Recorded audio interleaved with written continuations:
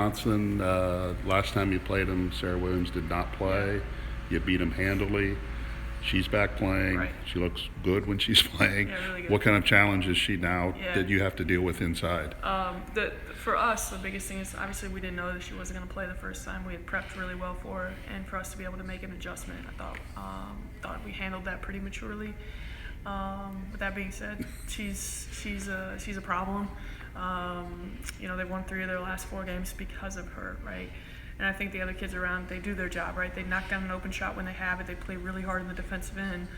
And a kid that's going to get you 30 and 15, on nights is a tough matchup. She's all of 6'4", athletic inside, so that itself presents some problems for us. We've got to be able to play really hard. We've got to make her play in a crowd. We've got to make sure we keep her off the offensive glass and then take away just all the easy ones that she gets most games. If you do double her, and I'm not asking you to reveal your game plan, but do they have the shooters on the perimeter that cause you some problems? Yeah, as a team, they shoot at 27% from the three-point line, but most often they've got like at least 2, maybe a third if Shamrock is getting it going from the perimeter that can really knock it down. And then the other ones are just capable, right? And they've seemed to make some timely shots. Sarah Williams has actually made some timely threes for them this year. But it's always her making a play when her team needs to have a play made. Right. And then Ronnie Porter has done a really good job of just getting in the paint and finding her. Right. Just as you looked at Sophie's game the other night, obviously she hit shots. Yeah. But just kind of her progress, and not only the offensive side, but is she coming along in some other areas for you? Yeah, she's never been asked to play any kind of defense, and it helped that we played some zone against Michigan State, so kind of takes some thinking out of it for her. She's just a competitor, and she competes really hard, and she hates to lose. So, that's what kept her on the floor. It wasn't necessarily her shot making. Obviously she turned the ball over, but then was the first one to dive on it. It's kind of just who Sophie is.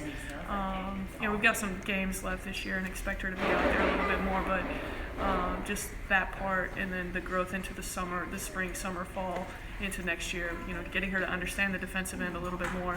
She's going to compete. Right now it's just really maybe just a lack of understanding, and so we can really, really dive into that this offseason. I think you had a conversation at the end of the third quarter with her on that last play. Yeah. Just what were you trying to get across to her? Yeah, we just wanted to run a go screen for her, Right. and she knew what a go screen was, and I think in the moment just kind of, what we call it. She's like, well, I've never played that spot. I was like, well, what's a go screen? And she's like, yeah, you're right. And honestly, the eye contact, the maturity that she's shown, because earlier in the year I probably wasn't getting that, and so.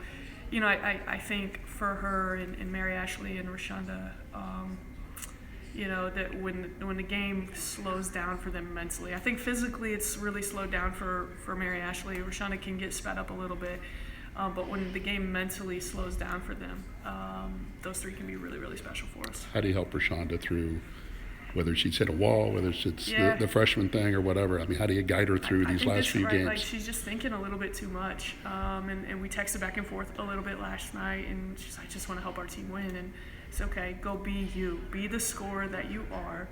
Stop worrying about being a point guard. Stop worrying about being a playmaker for everybody else. Go be a scorer. Take all the thinking out of it. Be you. I said, then if you make some plays that aren't really great or take some shots, then I'll sit you down and talk to you about it, but just go be you.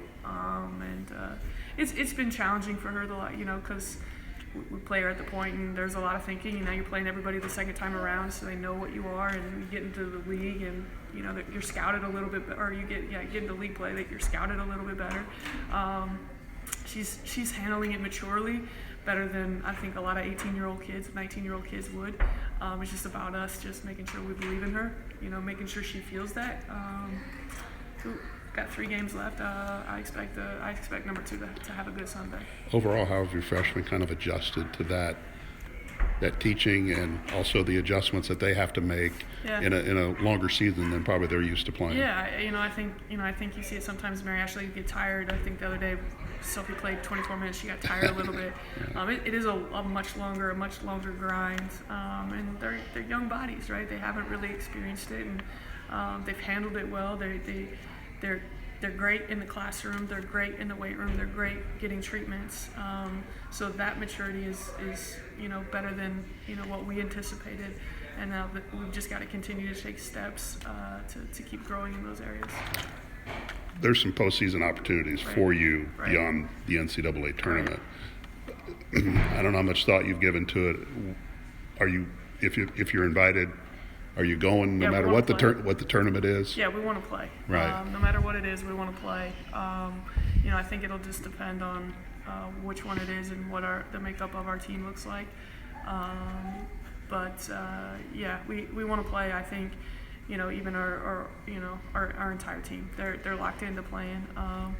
But we got a job to go win the Big Ten tournament. Maybe we find our way in the NCAA tournament. As you look back a couple of years ago, just getting what you got out of that WNIT, is that a similar experience that you would like to see this team, at least the younger kids, deal with, to have something there? Yeah, I think anytime you play in the postseason, it's an opportunity for you to continue to play. I know I said it last year, like I hate the idea of Purdue not being in the NCAA tournament, but this year it just hasn't gone that way in terms of winning. But I know this for a fact. That experience will take us to where we want to go. And I know that, I think about senior day and whatnot, like our program and our culture is better than it was a few years ago. And it just hasn't translated to wins, but it will. It's just, it's climbing this mountain slowly. We believe in this group, we believe in the staff, and we'll get it turned around here.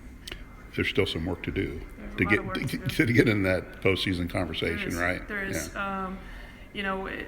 Honestly, in the net, we're actually like in the 70s right now in the net. So if we can put a couple wins together, or just obviously we got to take care of Wisconsin, put a win together. Maybe get one at home on senior day, and then we'll obviously probably have to find a way to win one in the Big Ten tournament. But still an opportunity.